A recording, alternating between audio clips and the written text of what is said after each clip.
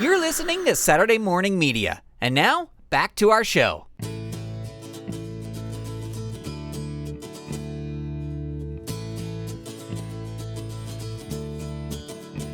Here we go.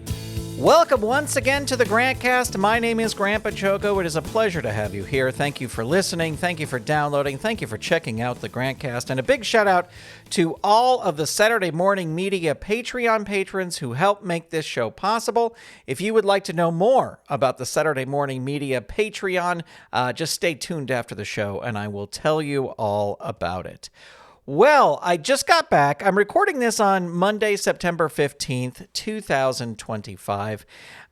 You will probably hear it a couple weeks from now, unless you are one of the aforementioned Patreon patrons. But this past Friday, the brand new Spinal Tap film came out, and I went on a little trip to see it. I went to Northern California to see Spinal Tap with Mr. Morgan, who I say just for simplicity's sake that he was my English teacher in high school. He actually was not ever my English teacher, but Mr. Morgan's room, he was the English teacher and the yearbook advisor, and his room was directly across from the band room where I spent a lot of time in the band room with Mr. Kimura, who was the band teacher. And Mr. Kimura and Mr. Morgan were friends, and so through all that, just hanging out there, hung out with Mr. Morgan a lot. And I remember one time Mr. Morgan and Mr. Kimura were talking about something, and they said, oh, well, it's like Spinal Tap. And I had seen the VHS cover of Spinal Tap at the rental store, had looked on the back of it, and just was not interested in it. I didn't get it. I didn't get that it was a joke. And anyway, one day they mentioned Spinal Tap, and I said I hadn't seen it. And then both Mr. Morgan and Mr. Kimura was like, no, you have to see this film. So that weekend I went, I rented it. I loved it. Don't tell anybody, but I made a bootleg copy on a VHS tape because I loved it so much. And that was right before sort of the renaissance of Spinal Tap started happening, where they released their second album, Break Like the Wind, or technically not their second album. You know what I'm saying. They released Break Like the Wind. And we, all of us, I think it was Mr. Kimura, Mr. Morgan, Jeanette, probably Jeanette Miller, Jason Roberts. We all went to see Spinal Tap at the Warfield, I believe it was, or it was the Warfield or the Fillmore, wherever they played. And it was amazing. And then my senior year, at the very end of senior year, June 1992, we dressed up as Spinal Tap and we did a concert at the as part of the Drama Awards. We made it really seem as if Spinal Tap was really going to be there. And it was a lot of fun. So when news of a new Spinal Tap film came out, I was like, well, I messaged Mr. Morgan. I go, we have to see this together. So for months now, we've been talking about this. And I said, I'm going to go up there. The original plan was I was going to drive. And then I just decided I was going to fly. And friends, let me tell you, if you have never flew round trip in one day with no bags whatsoever, no bag, no suitcase, no nothing. It's one of the greatest feelings in the world. You just fly, you go do what you're going to do, you fly back. It was really, really fantastic. I didn't take a backpack. I didn't take nothing. I just went on the trip, flew up to Northern California, rented a car, picked up Mr. Morgan. We walked around the old Tanforan Mall, which is in San Bruno, California. It is a mall I went to a lot as a kid because we lived in the area, but then also in high school, there was now the movie theater is part of the mall, but before it was near the mall. So if you were going to the movie, you would also go to Tanforan to walk around. And Tanforan is now a ghost town. I don't even know. The movie theater's there, but there's not much else there. Anyway, we saw the film. It was fantastic. I really liked it. Was it as great as the original? Probably not, because the original is the original, but it was fun to see everybody again. I was kind of thinking, like, how were they going to work in, because back when they did the Break Like the Wind tour, they did a show at Royal Albert Hall, which they released as a VHS tape. And in between, there were kind of these little interstitial things as to what the band has been up to. And I was like, are they going to touch on any of that stuff? And they did, which I thought was great. There's some really great cameos. There's a lot of cameos that probably just reading about the film you've heard about, but there's a lot of There's a couple cameos from sort of Christopher Guest's Waiting for Guffman troupe of actors. And those are some of the best parts of the film, I think. It's a little bit of a bummer that Fred Willard is no longer with us and he couldn't take part, because I'm sure he would have done something. But I'm not going to say too much more about the film because I don't like giving out any sort of spoilers, but I'm going to give it a thumbs up. I liked it. I thought it was great. And it was a great trip. It was super fun to go up and see Mr. Morgan, even just for the afternoon. We went and got some pizza at Toto's Pizza, and then I drove back to the San Jose airport and flew back home. And it was a nice way to spend a Friday, a fun, unique way to spend a Friday. Earlier today, I recorded and released the first episode of a new podcast. I'm just going to tell you, I'm not going to go into why I'm doing this podcast. I'm just going to tell you about it. If you are a fan of pro wrestling and a fan of the history of pro wrestling, then you will probably want to check this out. You can go to KlamatharMory.com. That is KlamatharMory. I'll have a link to it in the show notes, so you don't have to count on my spelling. KlamatharMory.com. And this is going to be, I think, a monthly podcast that looks at the history of professional wrestling at the Klamath Armory in Klamath Falls, Oregon. So if that interests you at all, we're starting in October 1935, which was when the first wrestling matches happen there. Just go check it out.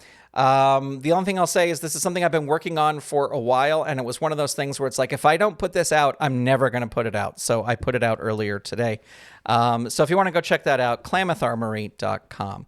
I was having lunch the other day, and I remembered the PXL 2000. Do you remember the PXL 2000? This was a Fisher-Price toy. The PXL 2000 was a video camera made by Fisher-Price that recorded video on audio cassette tapes. Do you remember this at all? Do you remember it? I had one. I got one, and I loved it. And I loved making the pictures. It was a whole set. It came with the camera. It came with a tape. And then it came with a little tiny TV that you could hook the camera up to play back your creations. And the thing that is funny is because it's recording video on an audio cassette tape. I'm talking regular audio cassette tapes. They had to be chrome audio cassette tapes, but just regular audio cassette tapes. It was like grainy security cam footage is what you were looking at when you were watching back your PXL 2000 videos. And I don't remember a ton of the videos that I made on that, but I remember that my brother and I did like a spoof. This is after I'd had the camera for years and years. We did a spoof of Spaceballs, I think called Space Baciocos. And my brother played Darth Helmet.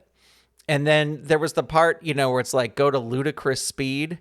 And we filmed it where I was holding his feet and he was hanging onto a desk so it looked like he was flying. And then when he says stop, I just threw him into a bunch of pillows. Anyway, I was remembering the PXL 2000. I'm sure there is a whole website dedicated to the PXL 2000. So I will put that in the show notes so you can check it out.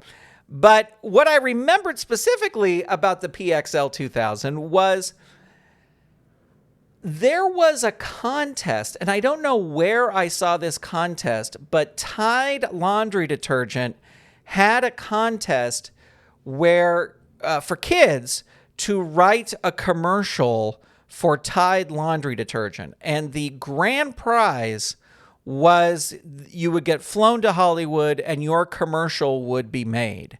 And then like the second prize was like 10 people are going to win a PXL 2000 Fisher-Price video camera. And then there were other prizes after that. And so I entered, and I don't know where I heard of this contest, but such a wrestling fan was I at that moment. My commercial was two wrestlers in the ring, and one wrestler had the other wrestler in a headlock, and he was like, "Oh, your tights smell. They smell disgusting." And the other guy was like, "Well, I mean, I wash them every day." And it's like, "Yeah, do you use Tide?" And then the match ends, and then they're back in the locker room. And he's like, "How am I going to get these blood stains out of my tights?" And he's like, "Well, you got to use Tidal." And then, and then it goes into the pitch for Tide. And then you see them wrestling again. And then the one guy is like, that's much better. So anyway, that was my show. That was my commercial that I made for Tide laundry detergent. And I won one of the second place spots. So I got a second PXL 2000 camera. I think I gave it away because I already had one. I wish I would have kept it because maybe I would still have one today. But anyway, I was just thinking about that. And it's very cool to win a contest as a kid. And then it's cool to win a really cool prize, which was the PXL 2000. Although I already had one, but I think I maybe cannibalized it for parts or something. I don't know.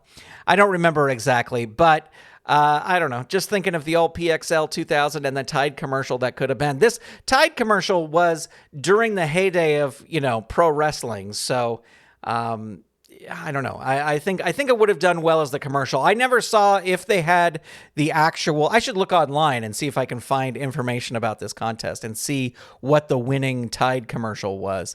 But I think the wrestling one would have been the best. Well, I'm going to wrap up here. I don't want to end on a real down note, but I did want to mention the passing of Todd Cochrane. Todd Cochrane was an early podcasting, I'm going to say pioneer, somebody who I believe I met for the first time at the Podcast Expo in 2005 in Ontario, California. He was the CEO of a podcasting hosting service called Blueberry, Blubrry. And even though I never used Blueberry as a host, Todd was at the beginning of when podcasting was kind of being merged. They were trying to make podcasting easier, and so everyone was waiting for a plugin, a WordPress plugin that would allow you to podcast easier. And Blueberry was the first one, and Todd was at the forefront of that, making sure that was happening. And even though I wasn't a Blueberry host, I did use that Blueberry plugin all the time. Also, I will say, I believe that if it weren't for Todd Cochrane, I would not be in the Podcast Hall of Fame because he was one of the major forces behind the Podcast Hall of Fame.